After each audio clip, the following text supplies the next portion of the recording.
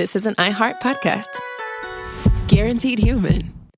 Hey, everybody. The official Big Bang Theory podcast is back, covering seasons 3 and 4 of the show. Each week, host Jessica Radloff speaks with crew and cast members like Kunal Nair, Mayim Bialik, and Kevin Sussman. Hear about the Easter eggs you may have missed, behind-the-scenes stories, and how certain real-life relationships shaped some of the most memorable storylines. Watch the official Big Bang Theory podcast on HBO Max or wherever you get your podcasts. Work can be a little weird. Cringy training seminars, coworkers who won't stop talking about their plant, forgetting the mute button at an inopportune moment. We have to deal with a lot on any given workday. Sometimes it can feel hard to thrive and move forward in your career. Well, that's where LinkedIn comes in. LinkedIn helps you get ideas and insights from experts in your field, connect with people professionally, grow your network, and access tools designed to help you find the right fit for your next role. Whether you're just getting started, figuring out your next move, or looking to accelerate your career, LinkedIn is built to support you at every stage because LinkedIn is the network that works for you. Visit linkedin.com/know stuff to learn more.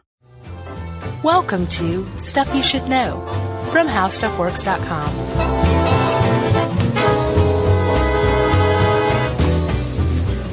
Hey, and welcome to the podcast. I'm Josh Clark. There's Charles W. Chuckers Bryant, and there's Jerry W.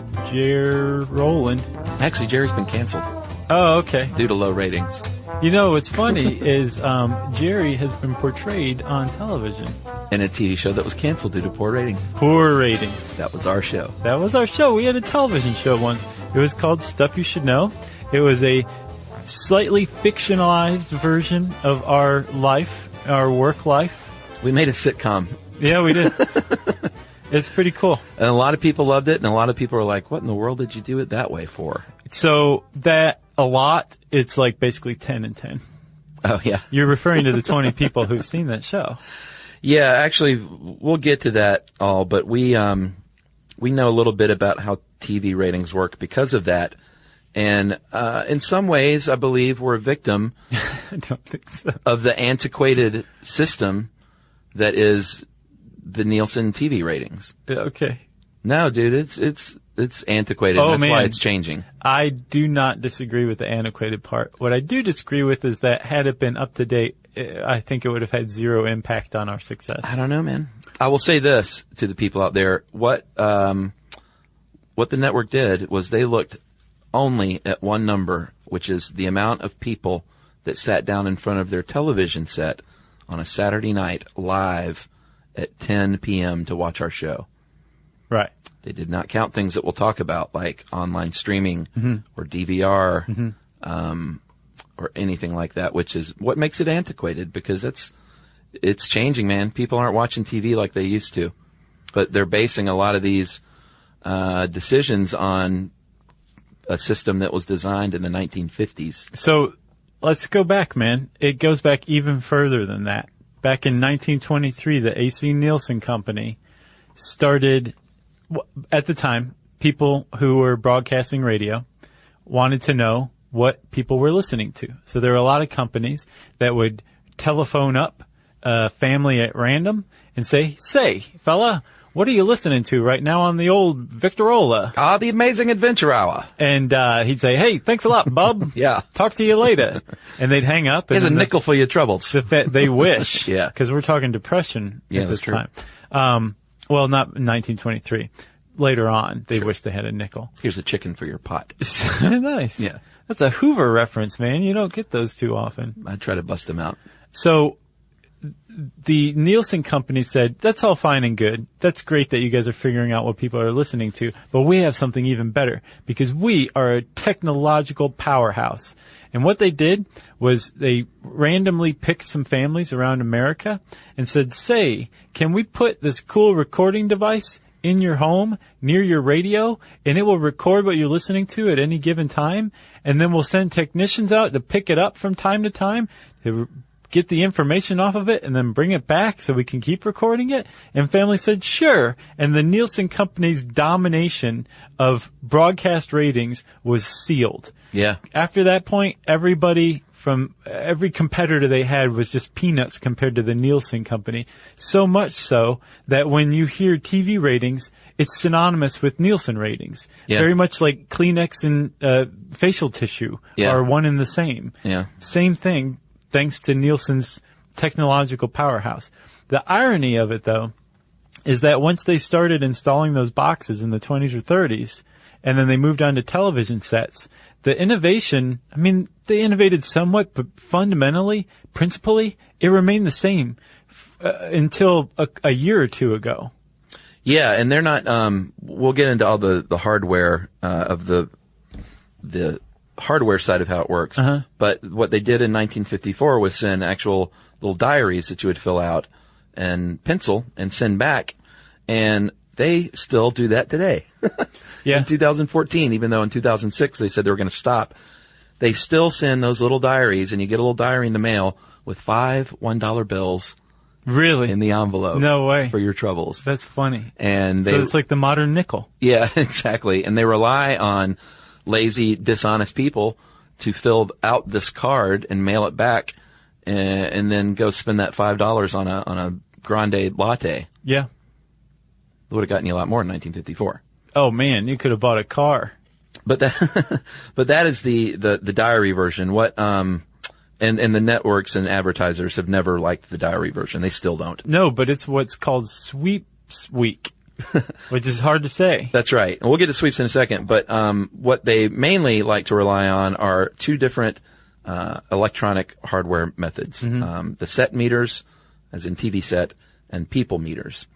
And right now they have, by 2015, they plan to have more than 6,200 TV set meters, and this is just for the U.S. and Canada, by the way. Yeah.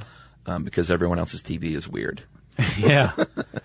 Simon? You ever watch TV in different countries when you're traveling and stuff? Yes, and It's so much fun. It is fun, but after a while you're like, I really miss American TV. Yeah, but I mean, if you're traveling abroad, you shouldn't be watching a whole lot of TV. Exactly. I'm just like late night in the hotel. It's one of the great pluses is you're just like, I don't feel like watching this. I'll go out and see the sights instead. Yeah, I think I was in Belgium watching TV with my buddy Brett years and years ago, and it was translated in English and subtitles, and one of the characters said something, and I guess, I don't know if it was Flemish, and the other guy just looked and said, "Ik, ook," and it said, "Me too." So we still say that today when we're responding "me too" to each other. We'll go, "Ik, ook." Nice. All those years later. So anyway, the set, it said there were 6,200 by 2015 in 31 markets, TV markets. And then there are about 35,000, I believe now, people meters in those homes. Oh, I'm sorry, in about 20,000 homes. And those people meters are more specific, because you can have 3 people meters in one house. We want to see what little Susie's watching. We want to see what her brother Randy's watching. Right. And they won't see what her dad watches after everyone's gone to bed. Yeah. So each one of them will have their own little people meter that they'll turn on. And I always thought that these things were connected to your television, like your cable box. Yeah. And it just kind of read the information, but they're actually listening devices. Isn't that weird? Totally blew my mind. So basically, Fact of the podcast, I think. the way that Nielsen figures out what TV show you're talking to is because they have a device that's connected to the internet that is eavesdropping on your TV. And they just in 2006 finally got to the point where they perfected this technology, and they have codes that broadcasters, the networks and the local affiliates, have to put in to their audio stream, the audio video stream. Yeah.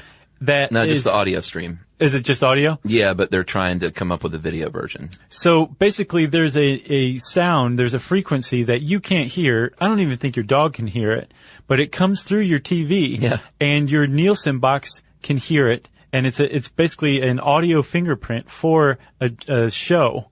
And when the Nielsen box hears that audio, it can be like, oh, well, they're watching Good Times right now.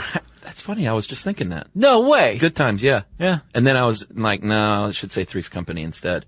It depends. And then you said Good Times. Although if you watch Good Times long enough, there's an episode of Three's Company coming on eventually on that channel. I think Good Times may be my favorite all-time theme song. It's a good one. Oh man, it's so good. It's ridiculous. Did I tell you Henry Mancini did the What's Happening theme song? Yes. What episode was that in? Just a few ago. Oh, it was Number Stations. Yeah. Because the sound that the shortwave thing made. So that's how Nielsen's been figuring out what people are watching, which is mind-blowing. It's also, if it seems a little backwards, it may be emblematic of a larger systematic resistance toward technological improvement. Yeah, or if it seems a little small as far as the sample pool goes. Which it is. It is, but what they do is they extrapolate that number just like pollsters do, and they say, well, these are average markets, these are average families. So if these eventually 6,200 TV sets are watching this, we can pull that out and do some sort of, they probably do it on a chalkboard in a room. There's this one guy who has the piece of chalk. Right. And he extrapolates that out and says, well, this is what America is watching, which always has bugged me. Yeah. Especially when you have a TV show that gets canceled. It is, because it all comes down to just how representative is your sample. You said there's 6,500 TV sets? They're at 6,200 by 2015 for Okay. the set meters. Right now, in 2014, May of 2014, there are 116.3 million TV sets in the U.S. Exactly. So this is a very small sample size. But if the guy with the chalk, Bert, can come up with a very good representative portion of the U.S., like there's this many divorced Hispanic families, there's this many gay Asian households, there's Sure. like this many, Mitt Romney voters, and like they take all these guys and put them together, and it's a clear cross-section of America. That's America, baby. You should be able to extrapolate pretty well from that. That's true. It just all depends on how good their statisticians are. That's right. And they do audits over the years and quality checks, of course, and compare ratings from different samples. So it's not like they just said, yeah, that's how we're doing it.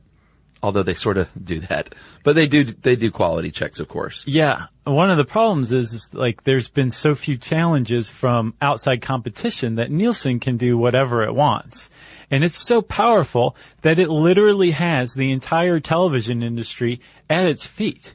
It decides what rating a TV show gets. And ultimately, the whole point to all of this stuff, to TV ratings in general, is so that networks and their local affiliates can set advertising rates for advertisers. There's $78 billion at stake. That's the advertising spent in a year on television. And it all comes down to what rating Nielsen, with their representative sample and their audio eavesdropping boxes and their $5 bills in a paper diary, decide that your TV show got.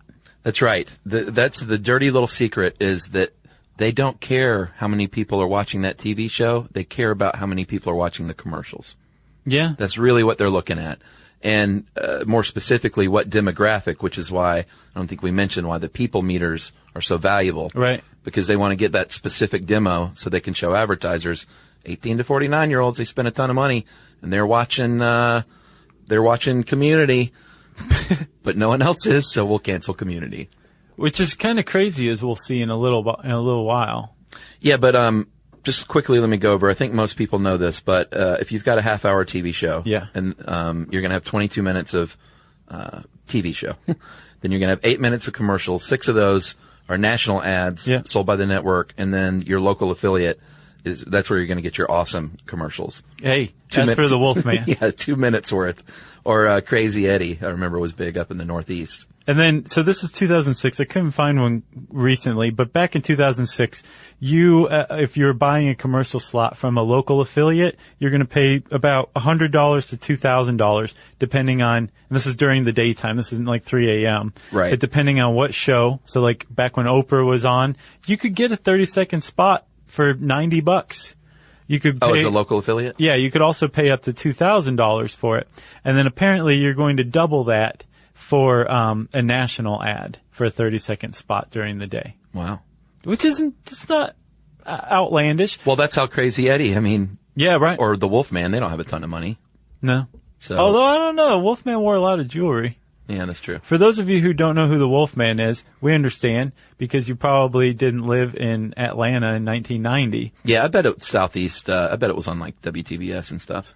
All you have to do is go type in Wolfman, Donna, gallery furniture into the YouTubes, and it will show you some classic gallery furniture ads. Or just type in, hey, ask for the Wolfman. No, ask for Donna.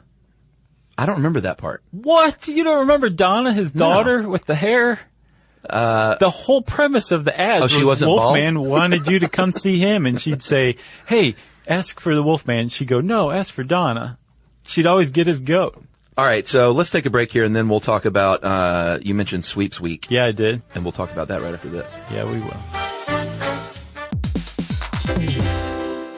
Hey, everybody. I want to talk to you a little bit about Tide Evo because it represents over 10 years of innovation and product development. Tide Evo is a first-of-its-kind technology where tens of thousands of minuscule fibers are spun together to form a 6 times powerful layer packed with scrubbers, brighteners, pre-treaters, and fresheners. And that's going to deliver a breakthrough clean that's so powerful, it feels like magic. Yeah, it is kind of like magic. Tide Evo's revolutionary. A 100% concentrated, waterless laundry tile that's made of compressed microfiber soap layers rather than liquid or powder. And it's not like pods or sheets because it uses 6 layers of detergent fibers to deliver superior cold water cleaning without plastic packaging of any kind. And it provides a mess-free, lightweight solution that dissolves lickety-split. So whenever you run into a laundry challenge, turn to Tide Evo. It's revolutionary. It's magic. Try new Tide Evo. Real laundry magic.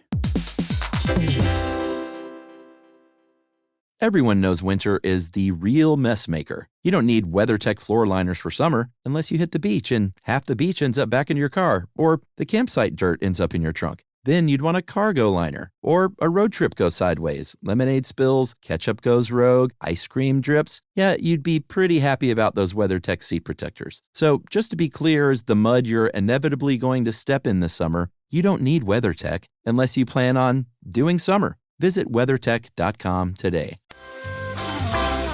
All right, sweeps. Everyone's heard it. It is a bit... Everyone's heard it? Yeah, everyone hears about, this is sweeps weeks. That's when... Well, we'll tell you what it is. This is the fact of the podcast to me. What, Sweeps Week? Yeah, where it came from and why it exists. Well, in 1954 is when they started sending out those TV diaries, and they made a geographic sweep starting in the Northeast across the country from east to west, and they collected the little booklets, and those were our first reportings of TV ratings. So before they had the eavesdropping boxes that they were using, but it was basically like these are, I think, maybe up to 20,000 households at one point in the major markets. The great thing about the paper diaries is they could go into local markets, smaller markets, and find out not just what, the people in New York or LA or Chicago were watching. Sure. But what the people in, Santa Fe were watching too, or, Fort Lauderdale. Yeah, there was a saying, how does it play in... Santa Fe? Was it Sheboygan or something? Probably Sheboygan or Walla Walla. I can't remember. It may have been a movie thing too, but there's an industry saying, how does it play in this city? It's got to rhyme. Because that's what matters. Of course, New York and LA and the major markets are going to consume, they want to know what your average household wants to see. Right. And basically. This is in 1954. This was the first time that anyone had ever taken a really comprehensive snapshot of what America was watching in the given week. Yeah. And so they said, hey, this worked really well. We're going to start doing this every year. We're going to have what's now called a sweeps week, and it's going to be on this week. And so the TV executives said, well, wait a minute.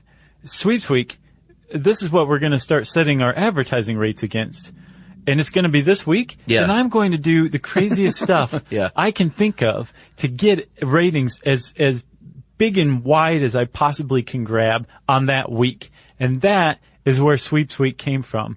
And we've seen some pretty interesting things as a result of Sweeps Week. Yeah, there's a great tradition of stunt casting during Sweeps Week. Mm-hmm. Justin Bieber will show up on CSI. I didn't see that one, did you? Nah, I don't watch that show. And if I did, I would have punched my TV if he showed up on it. if you're going to shoot JR, you're going to do it during Sweeps Week. Oh, yeah. The late night talk shows are going to load up their biggest A-list guests during Sweeps Week. ER did a live show. Yes, I actually watched that one, and I wasn't an ER fan. I just wanted to see if they could pull it off. Yeah, right. It was pretty cool. Ellen used to have a sitcom based on her life, Yeah. and she came out on that show during Sweeps Week. Oh, yeah, that's right. And very famously, there was a not one, not two, but thrice part Happy Days where Fonzie jumps a shark on water skis. Was that Sweeps? That happened during Sweeps Week. Wow, that's a Sweeps failure. I don't know. Well, I don't know if people watched it. Yeah. I don't guess you can call it a failure because that's probably It's iconic. Yeah, it's part of the lexicon now. Do you remember in Arrested Development where Henry Winkler jumps over a shark? Yeah. Classic. Yep. These days, Sweeps Week is actually 16 weeks because they have, I don't know about narrowed it down. They broadened it out to four-week periods in November, February, May, and July. And, they still trot out, special things for Sweeps, but it definitely doesn't have the teeth that it used to, because of the way that people consume media these days, which we're going to, start getting into. So, it doesn't have the teeth that it used to, and as a result, a lot of networks have kind of stopped, like you said, doing the stunt casting and that kind of stuff. But it's still, it's still basically holding broadcast TV hostage. Yeah. Because that is still what advertisers want to see. Well, what are your ratings during Sweeps Week? And that's what they set their ad rates against. Yeah. So the fact that there are these 4-month-long Sweeps Weeks means that the broadcasters have to follow the normal fall to summer broadcast model with reruns in between. Yeah, and this is for NBC, ABC, CBS, Fox, like the major broadcast networks, non-cable networks. Right. Which is a completely dying beast. Yeah, because they rely 100% exclusively on advertising. Yeah. And cable has been eating their lunch because advertising has been going down. It looks like it's already peaked. It's still $78 million. Billion, yes, you're right. But cable takes a huge, substantial portion of that in advertising. Yeah. But then even when advertising rates go down, cable still survives because cable makes money off of subscriber fees. Yep. And transmission fees too. Yeah, exactly, which is why cable has a big leg up. And also they can they don't have a traditional television season. They can release stuff all year long. Right. And you can binge watch it. Yeah, which is happening. That's the new model. So like we said, for many years, Nielsen was just kind of, as this one Wired article, the Nielsen family is dead put it, it was in a torpor. And the first thing that love really, that word. I do too. Torpor. Perfect. So great.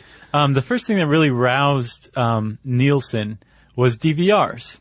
Because when DVRs came along, the advertising industry was like, oh God, people can fast forward through ads now. Yeah, like they've always dreamed of doing. Exactly. Now they can. Yeah. And it was basically the television apocalypse. And that didn't pan out because advertisers figured out that, yeah, people can fast forward through ads, but there's ways to still get your message across at 16 times speed. You can do things called pod busters where you use the actors or the look or the set of the TV show that you're advertising within. Yeah. To make them think like the show just came back on and you caught them. Yep. Because it's really an ad. I know. There's all sorts of stuff you can do. So it hasn't been an advertising apocalypse. And as a result, because DVRs are clearly here to stay and have been since, the early 2000s, Nielsen has had to kind of finally be like, okay, we need to innovate a little bit and figure out how to include DVR, because not everybody's sitting down at 8:00 on a Monday night and watching Murder, She Wrote. Nobody is.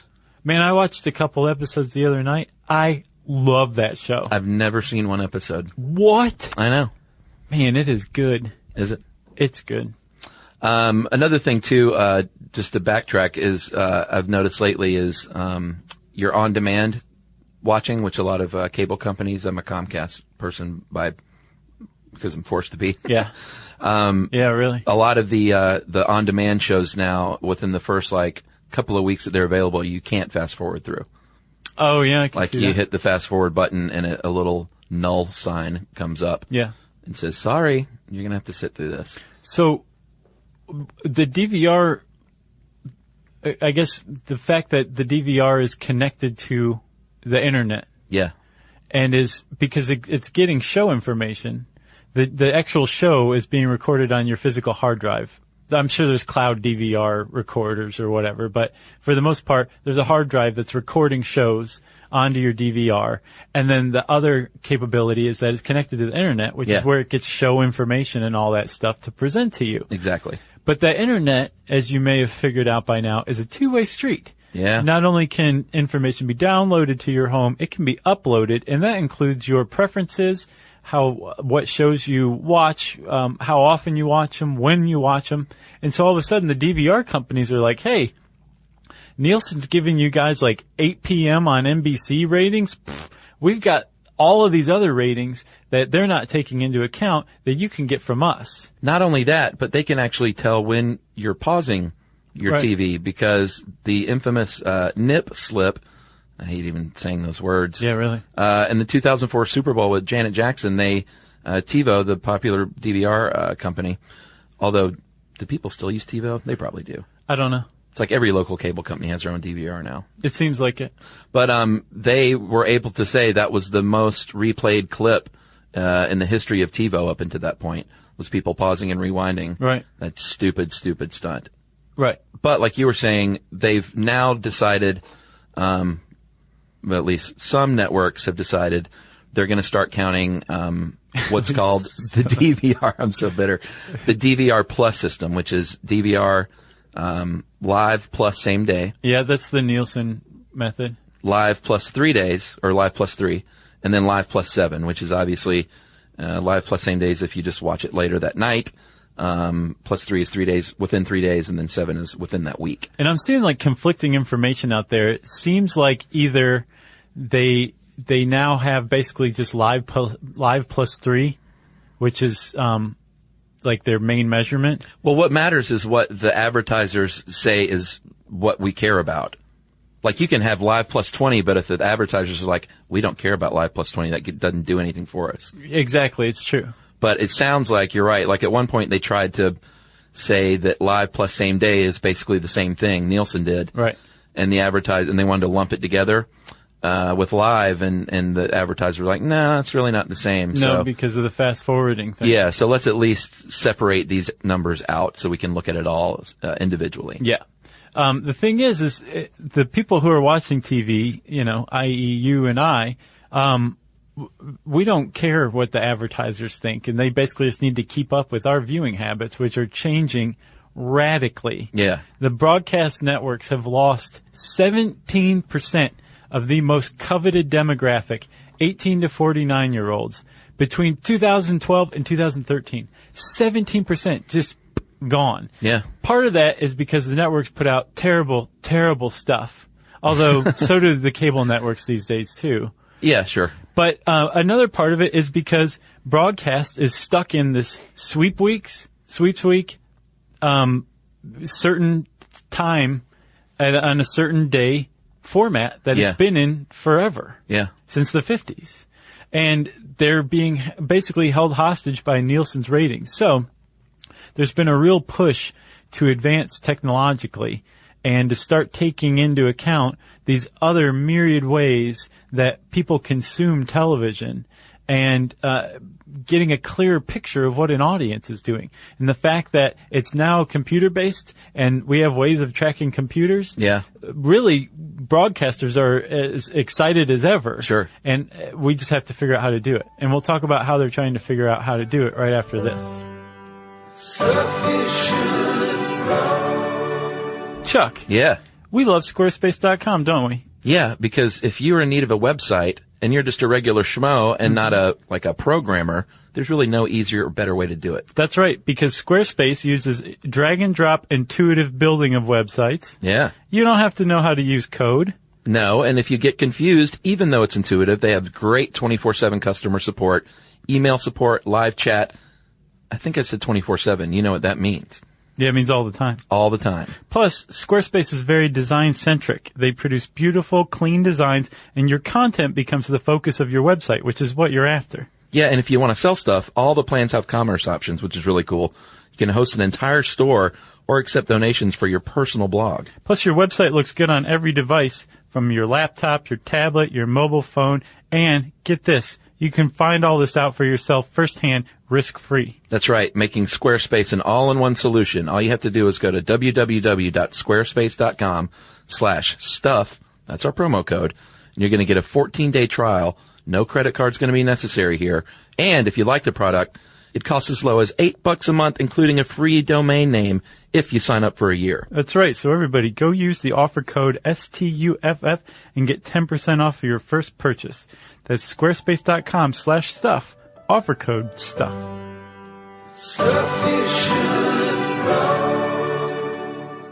know. Well, one thing before we get to the internet that we haven't mentioned yet is you might hear in TV parlance the word share as opposed to rating. And what that is a share is how many people are watching a certain TV show that are actually watching TV. A rating is just how many people are watching it. But the share is how many people, what share of people are watching a show that are watching something. Right. Other people, like if your TV's off, it doesn't count. No, then so your share number is always going to be higher. Yeah, it is.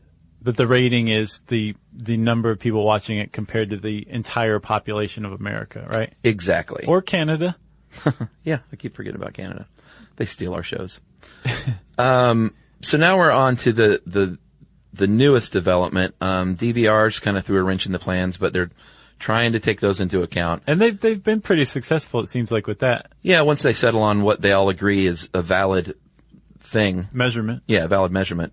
But now, of course, people are consuming TV online more than ever, on their laptops, on their tablets, on their mobile devices. Can I throw out some figures for you real quick, Chuck? Please. Consider this. 116 million television sets in the United States. Yeah.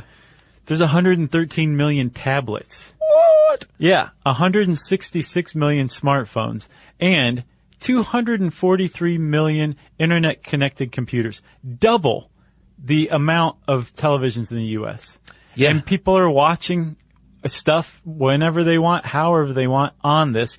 And as it stands right now, Nielsen is still trying to figure out how the heck they can most effectively track these people. Yeah, well, this is the first year, this fall TV season will be the very first year that they're going to supposedly have a across-the-board measurement system with TV ratings that'll include viewership on everything, including your mobile device. And it's forced some innovation, too, because the Nielsen can't just say, oh, well, we'll add like an eavesdropper onto your tablet or your smartphone because it'll drain your battery. Yeah, what it'll probably be is a third-party app or piece of software.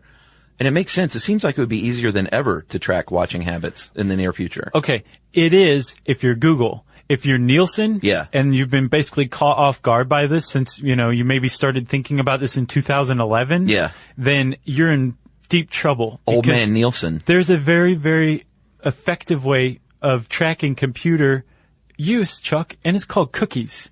And cookies have been around forever. And they've gotten to the point now where they can plant cookies on your tablet, your smartphone, your computer, however all these things you use.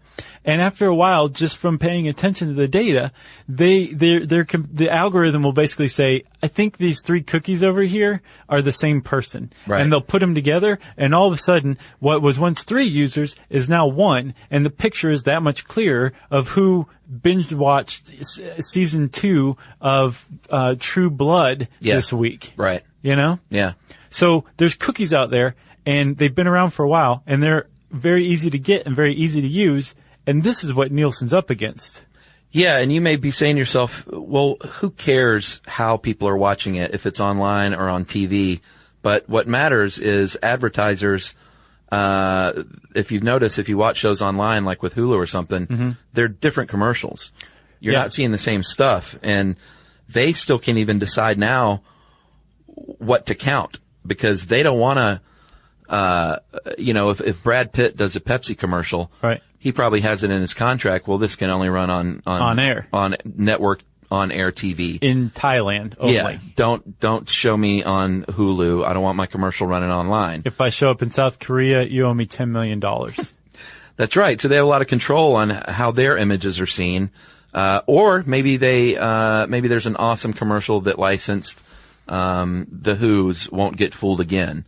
It's only licensed for television. They can't show that same commercial online. Right. So you're going to have to show what, some advertisers or shows or networks might consider, a substandard ad. So Right. they don't even want to count that as a view. Yeah. And the same applies to TV shows too. There might be, actors, writers that are just for on air and not for video distribution, or, just like with the ads. So it seems to me like it's not just Nielsen who's up against this. The networks are still trying to figure out things like TV everywhere. Yeah. Like they want you to be able to watch TV everywhere you are Sure. at all times, because then they can serve you ads Yeah. everywhere at all times, and they can charge for those kind of things. But they can't say how to track this yet, one. And then not everything's cleared for all forms of media, two. The other problem with online viewing is they don't have that all-important, demographic detail.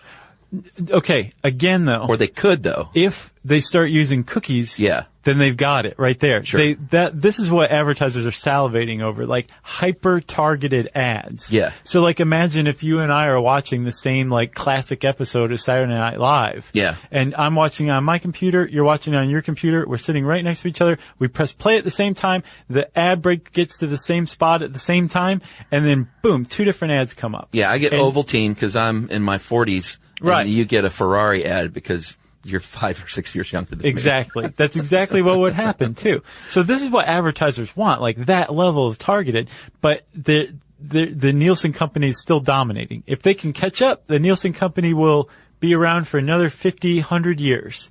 But again, they're up against cookie tracking right now. And if somebody can come along and be like, hey man, we've got all of your second screen data you could ever want, then again, Nielsen's in big trouble. Well, there are companies trying to do that. There's one called ComScore that says they can offer a single metric that shows who's watching television across every single platform you can think of. Yeah. Time shifted, on demand, streaming, live, whatever. ComScore says they can do it.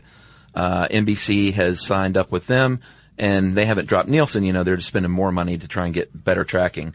There's another company. They did that in the 2014 Sochi Olympics, right? Was that the trial? Yeah, I think that's when they rolled it out. Supposedly it was super successful. Yeah, that's what they said. And then there's another one called RenTrack that, their origins were just a video cassette distributor, but they realized that was going nowhere. What? In 2014. Even worse, they were beta. Yeah, so they've diversified into TV ratings, and they use cable set-top boxes, and right now have deals with 70 networks and 300 TV stations. And basically the competition, David Poltrak, he's a chief research officer for CBS Corporation, said that it's the competition on the research front is the most intense it's ever been. Oh, it's a pretty exciting time. Yeah, and Nielsen actually, there was FTC antitrust settlement where I think the way I understand it is that Nielsen was using they acquired a company called Arbitron, which is a specialist in radio and out-of-home measurement. And I think there was an antitrust suit saying, like, you can't be the only people using this. So they've now licensed that out. Were forced, I think, to license it out to ComScore, who is now using that portable people meter. Not purple people eater. No, man, but hats off to you for getting it right. And I think time. I'm understanding that correctly. But the long and the short of it is, unless they get this right, they think they're missing out on as much as 15% of TV viewing is going unaccounted for at this point. So if you're a network or something like that, that's ad revenue, right? That's an ad rate hike. Yeah. That you aren't getting. If you're an advertiser, that's like a whole ghost group that you may or may not be getting your product in front of, but you can't say either way. Yeah. Having 10 or 15% of the advertising or viewing audience unaccounted for is not acceptable. To me, not in modern America, buddy. This is what I think is going to happen. I think they're going to get their jazz together, and be able to track who watches a show down to 100%. Yeah. And the people who make the shows will sell a package to an advertiser, and the advertiser spot runs in that show no matter where it's consumed. Yeah. So it's like a 360 deal, basically. Yeah. Like this show is going to be broadcast live or broadcast on the nets. It's going to be up on our player. You're going to be able to watch it on tablet. But in all of these, it's going to be when you buy an ad spot, it goes with the show no matter where the show goes. Right. I could see that. And then there's another happy aspect of tracking viewing, like down to this granular detail. Your shows are more likely to be saved. Our show, again, I say, would not have been helped by any of this. But the whole reason Community was online or still on air was because the NBC was smart enough to be like, oh, well, wait a minute. Like, yeah, its ratings are abysmal. Yeah. Traditionally speaking. But on Twitter, it actually trends. It's like a worldwide trend. That's valuable. Yeah. And they figured out that this is something you have to take into account. Nielsen has as well. They launched a partnership with Twitter, who in turn bought like basically a TV trend tracking service. Yeah. So now Nielsen's going to start taking Twitter trending into account into its ratings. Yeah, and I think I think Nielsen has a deal with Facebook too, right? I believe so. Yeah, to try and see again what's trending, I guess. Yeah, and so now it's not just going to be how many people are watching it, how many people are talking about it, how many people like dress up like that character on, that night, that kind of thing. Yep. So really neat, inventive shows that don't get a huge national audience. Sure. Will maybe have a longer life. We might still have Freaks and Geeks. Yes, that would be nice. Although that was a perfect run encapsulated in one season. Yeah. It's pretty great. And everyone on that show went on to be huge movie stars almost. Yeah. Well, not everyone, but a lot of them did. Most of them. Man, you know who if we would have had time, who we should have talked to about this was Luke Ryan. Oh, yeah. Our buddy Luke is... He's movies, though, right? Well, no, he does... He knows all about this stuff. He does TV as well, but he's just... Talking to him is like, he's always one step ahead. He's very, very forward-thinking, smart guy. He is. And I bet he would verify your theory on where we're headed. Maybe tweak it. Well, Luke, if you're out there listening, let us know. You better be listening. And also, I'm eternally grateful to Luke Ryan for my Billy Zabka signed Hot Tub Time Machine poster. That's right. Yeah. That's how we first met him, right? Yep. That's pretty cool. If you want to know more about Luke Ryan or TV ratings, you can type either of those two into the search bar at howstuffworks.com. And since I said Luke Ryan, not Luke Bryan, Yeah. that's different. I don't even know who Luke Bryan is. He's a huge big-time country star. That's why I don't know who he is. Do you know he sold out like 2 shows at Madison Square Gardens, and like apparently he's the only one to ever do that. He's huge. No, people sell out multiple shows at Madison Square Garden all the time. Like Bruce sells out like 6, 8 in a row. He's one of them. Okay. Maybe he broke like the time record or something. But he's a good guy too, though. You know, if his name isn't Willie Nelson, then I don't know him. Well, anyway, it's time for listener mail. I'm going to call this train conductor. I love that job. We had one that wrote in. Awesome. Hey guys, been wanting to write in for a while now. Been waiting until I could think of something interesting to relate to you. I found your podcast a while back in February. I was looking for something to listen to while I commute to work. Working out of Penn Station for the Long Island Railroad as a train conductor means my hours tend to have me driving home anywhere from midnight to 3 a.m. And prior to finding your show, all I listened to were audiobooks or the radio, but I got bored with all that after a while, and I noticed my eyelids were getting heavier and heavier, which is about 70 miles door to door on my trip. Yeah. It's no good. No. Enter Stuff You Should Know. From the first time I listened to you guys, I've been wide awake, amused, and attentive the whole drive. That's why I want to thank you guys for keeping me alive, because if not for your show, I'm sure I would have fallen asleep and driven off the road. Ever since childhood, I've always been fascinated about history and learning how things work, and was evident by me dismantling my toys and attempting to put them back together. Although it's funny, in the end, I always had extra parts. So again, thank you for accompanying me on my drive home every night. It's been nice having 3 friends in the car, although one of you is extremely silent. That's Jerry. And by the way, Jerry didn't get canceled. We were just joking. Yeah, right. She's on the air. And that is from Angel Cartagena in Bethel, Connecticut. Or Angel. I wondered about that. He says, P.S. If this becomes listener mail, I know you both try so hard to pronounce things. My last name is Cartagena, like the city in Romancing the Stone. Mm-hmm. But he didn't say if it was Angel or Angel. If his last name's Cartagena, it's Angel. I would think, but we'll see. We will see. Let us know, Angel. That's what I'm going with. All right. If you want to let us know how to pronounce your name, we're always happy to hear from buddies out there who listen in listening land. You can tweet to us at SYSK Podcast. You can post the pronunciation of your name on Facebook.com/StuffYouShouldKnow. You can send us an email to StuffPodcast@HowStuffWorks.com. And as always, hang out with us at our home on the web, StuffYouShouldKnow.com.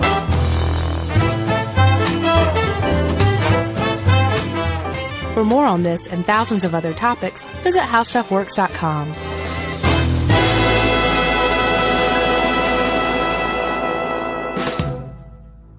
Everyone knows winter is the real mess maker. You don't need WeatherTech floor liners for summer unless you hit the beach and half the beach ends up back in your car, or the campsite dirt ends up in your trunk. Then you'd want a cargo liner, or a road trip goes sideways, lemonade spills, ketchup goes rogue, ice cream drips. Yeah, you'd be pretty happy about those WeatherTech seat protectors. So just to be clear, as the mud you're inevitably going to step in this summer, you don't need WeatherTech unless you plan on doing summer. Visit WeatherTech.com today.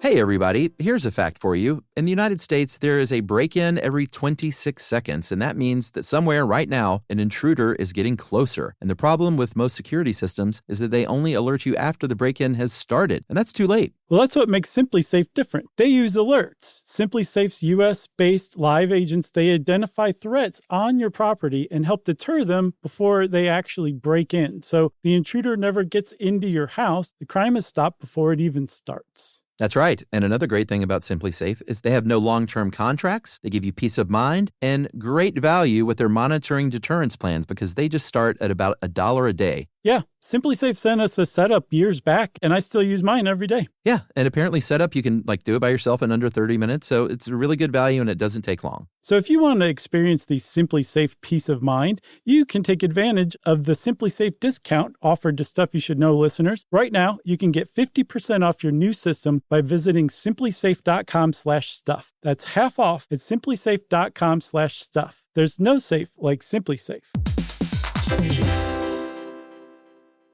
This is an iHeart podcast. Guaranteed human.